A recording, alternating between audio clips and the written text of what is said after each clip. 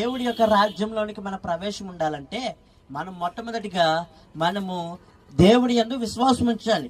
తర్వాత ధైర్యం కలిగి ఉండాలి. ధైర్యం నీకు ఎలా వస్తుంది? ఆయనను బట్టి నీకు ధైర్యం, ఆయన నామాన్ని బట్టి నీకు ధైర్యం.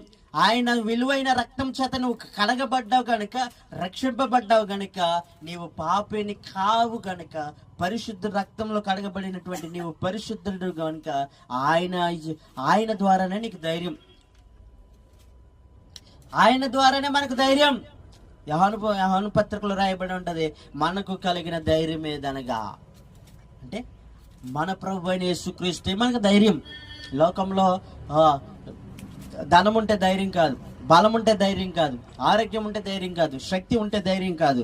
వీటన్నిటికి మించినటువంటి ఆ ఆకాశానికి భూమికి సర్వాధికారి అయినటువంటి దేవుడు, ఆయన మనకు కలిగి ఉన్నవారే ధైర్యంగా బ్రతక